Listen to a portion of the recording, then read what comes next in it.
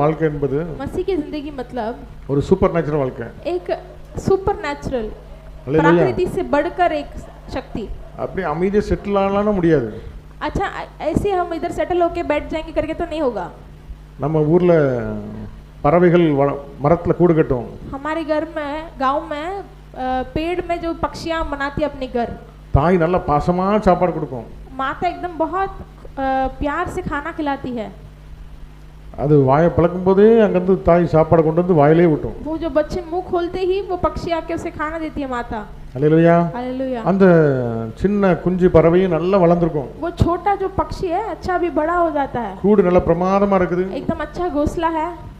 நல்ல சாப்பாடு கிடைக்குது டைம் டைம். अच्छा खाना मिलता है टाइम வேலைக்கு போக வேண்டியதே இல்ல. काम करने की जरूरत ही नहीं है. திடீர்னு சாப்பாடு கொடுக்கறத தாய் பறவை நிப்பாட்டிடும். अचानक खाना देना उसकी माता बंद कर देती है. வீட்ல வறுமை கஷ்டம்.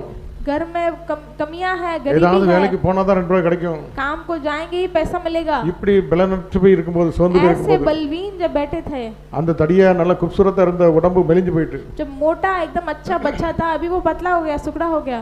சரி விட்டுரும் தாய் நமக்கு ஏதாவது சாப்பாடு கொடுக்கணும் பார்த்தா फिर भी वो सोचेगा चलो माता कुछ ना कुछ खिलाएगी करके तो ஒவ்வொரு கம்பா புடுங்கும், வீட்டை புடுங்கும். एक घोंसले के एक चीज को वो निकाल के देती है. அந்த கம்ஃபர்ட் ஜோனை புடுங்கிரும்.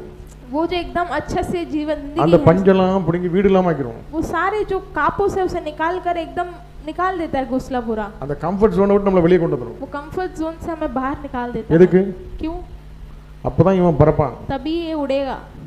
हालेलुया. हालेलुया. இவன் பறந்து இறைய தேடணும். ये खुद उड़कर अपने खुद के खाने ढूंढेगा. Hallelujah. Hallelujah.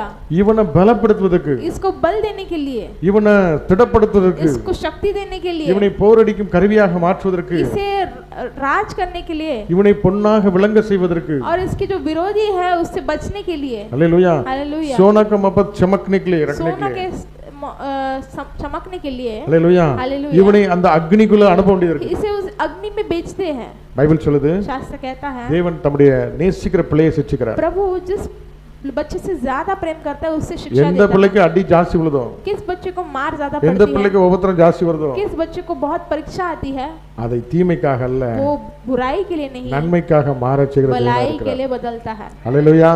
Hallelujah. Hallelujah. Hallelujah. நம்முடைய ஆண்டவர் எவ்வளவு அன்புள்ளவர் பாத்தீங்களா? हमारा प्रभु कितना प्रेमी है, எவ்வளவு நேசிக்கிறார் பாத்தீங்களா? कितना प्रेम करता है. கொஞ்ச நேரத்துக்கு நம்ம ஆண்டவர் பார்க்கும்போது ஏன் ஆண்டவரே அனுமதிச்சு, थोड़े दिन हम सोचते कि क्यों प्रभु ये हुआ, ஏன் இந்த பாதவழியானே கொண்டு क्यों போனீங்க, ये कठिनाई के द्वारा मुझे चला. அநேக சிறைப்பட்டவர்களை விடுதலையாக்க, बहुत दबे हुए बंधे हुए लोग को छुटकारा அநேக देने के लिए, கட்டுண்டவர்களை விடுதலை செய்ய, बहुत बंधे हुए लोग को छुटकारा देने के लिए, கண்ணீரோடு இருக்கிறவங்களுக்கு ஆறுதல் கொடுக்க, जो आंसू से थके हुए उनको आंसू पोंछने के लिए, இப்படிப்பட்ட